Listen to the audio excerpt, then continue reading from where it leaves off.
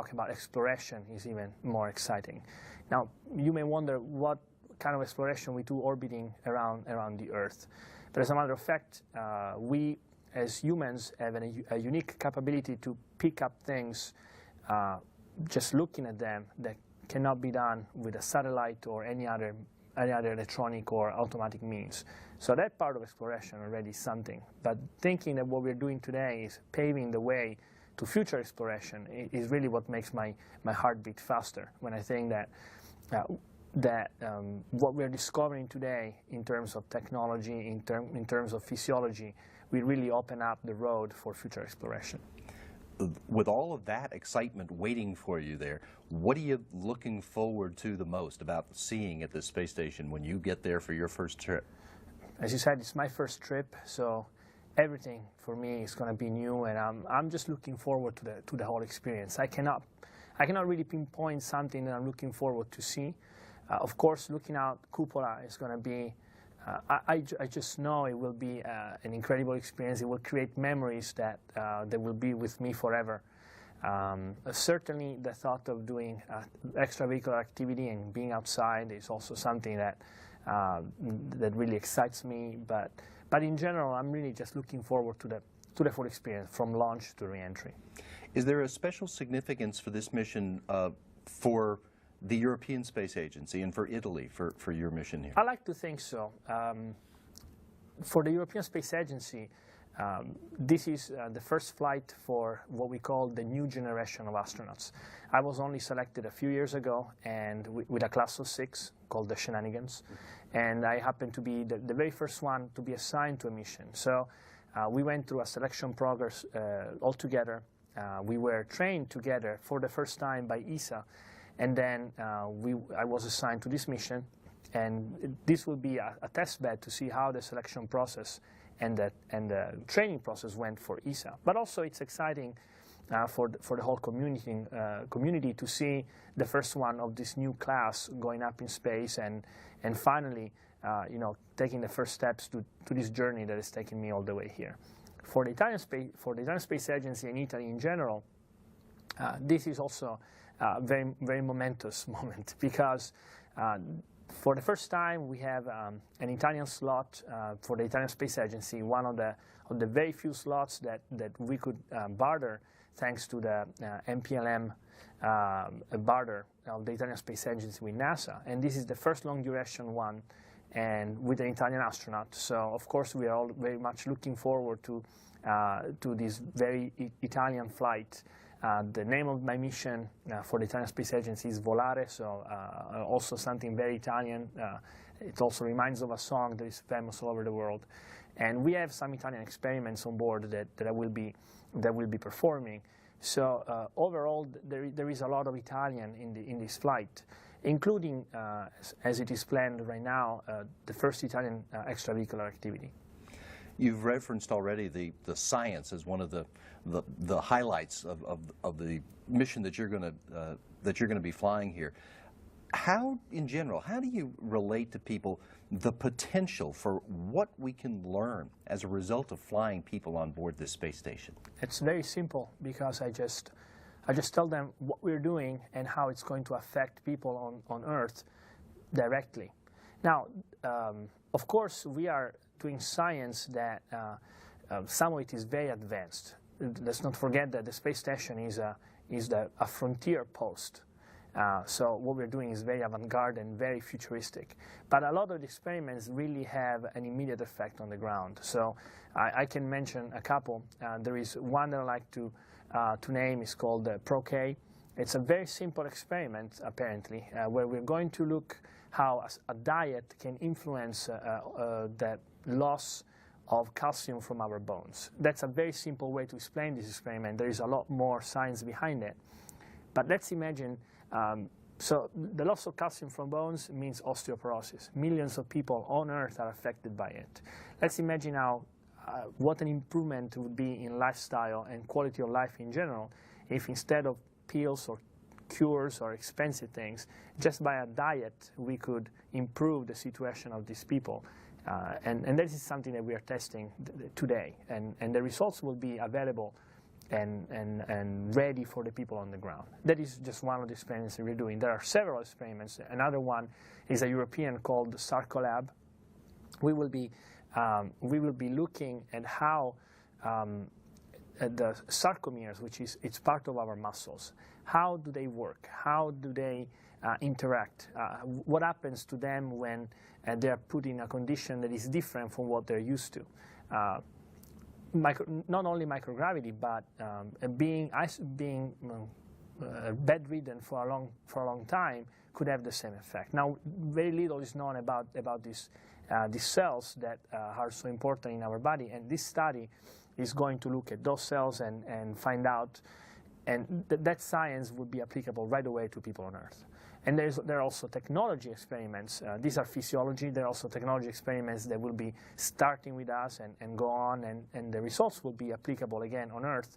For example, one of the experiments that we will be doing is to use an ultrasound machine to map our spine. Now, this is something that has not been done before, and the advantages from a medical point of view are incredible, because until now, to do any kind of studies on the spine, we need an MRI machine. Now, MRIs, magnetic resonance machines, are incredibly expensive, very big. They're not easy to transport. So many countries or many locations have very difficult access to these machines. An ultrasound machine, on the other hand, is small and portable, like the one we have on the station. And developing protocols and softwares to improve the imaging of these machines could mean that soon, after we complete our experiments, the technology that we import on the ground could help people all over the world to have access to better diagnosis on their spine. So this is an immediate effect. And there are more that I could talk about if you want me to expand about it. Well, in general, as you've said, there's a lot of research that's being done to find out how living in that environment affects the people who are there. And of course, to find out how to counteract the negative ways in which it affects the people that are there. And to that end, the Space Station program partners have recently assigned a couple of crew members to fly for a full year on board the station to advance that research. What do you think about sending somebody to the station for twice as long as you're going? Well, for starters, it's not the first time that somebody flies for a year, so we know that there are no permanent effects that could affect the safety of the crew members. And I think that the science behind it is very solid. I would volunteer for a year flight because I think that in future, not a very close future, but in the future, we will need people to fly for a long time in orbit, for a long time in space, for interplanetary travel. And again, we need to take those steps, and we need to take those steps now so that in the future it will be easier to take those steps further away. Are there one or two favorite experiments in this human life sciences area that you're really looking forward to doing? Well, I like them all. I volunteer for every single human life experiments on the station available. I volunteer for all of them because I think they're all valuable. They all come with very good science behind, and they will produce good science. So I like them all. I think that the one I was talking about, Pro-K, is one of those that I kind of like.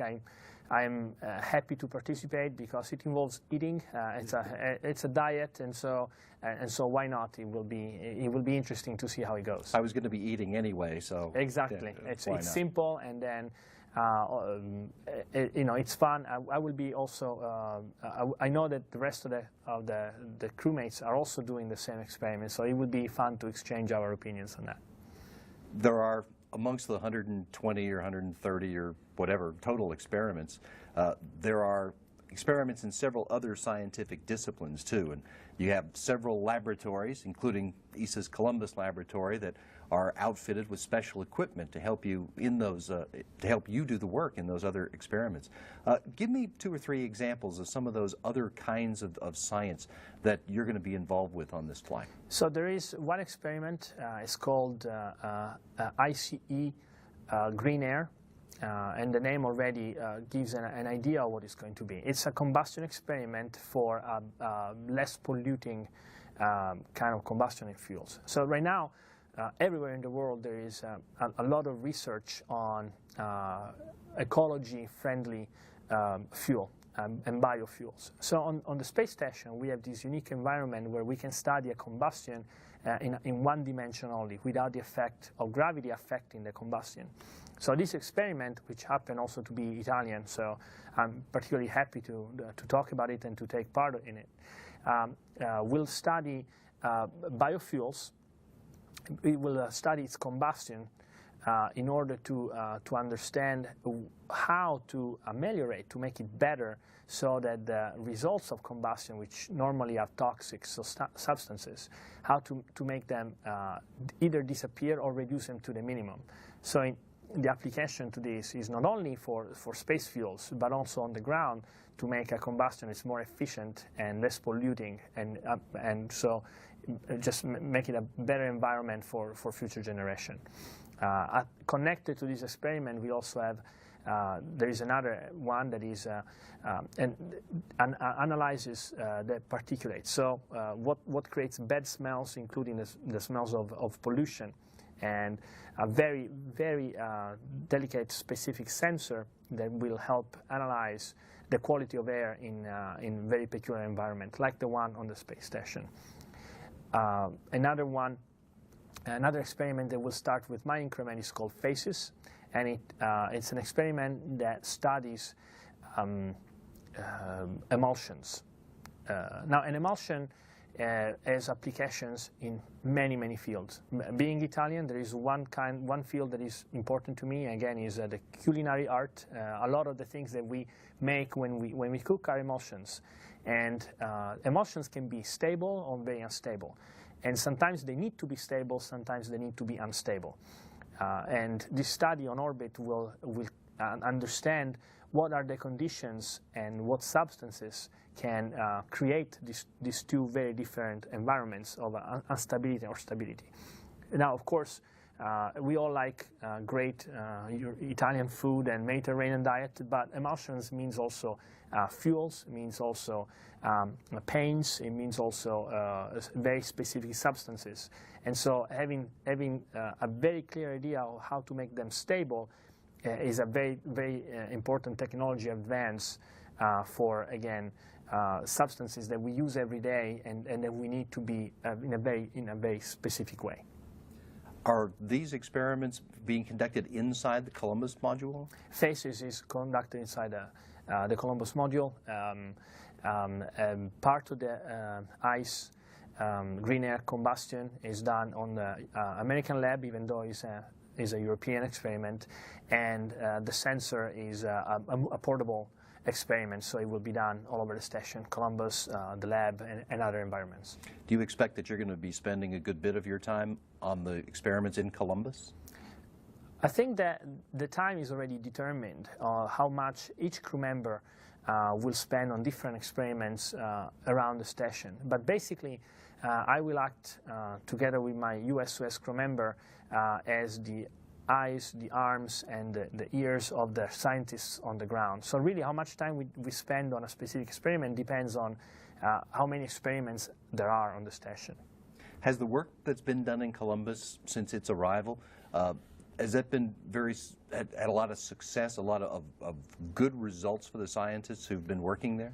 Well, I cannot quote the exact number of publications that have been published, but I know that there are a lot of universities, a lot of studies that are still ongoing with the data that we see from Columbus. So the answer to that would be it's been incredibly successful. You've got work in Columbus and in the other modules, but you and your crewmates have a lot of other things that you have to do. You have to keep the space station that houses these laboratories in good working order. Give me a sense of what other things there are for station crew members to do on any given day. What sort of work do you have to do? So I like to say that when an astronaut is, needs to be a very flexible sort of character. We start our flight as pilots in a way. So we are inside a cockpit, and I will be following procedures and looking,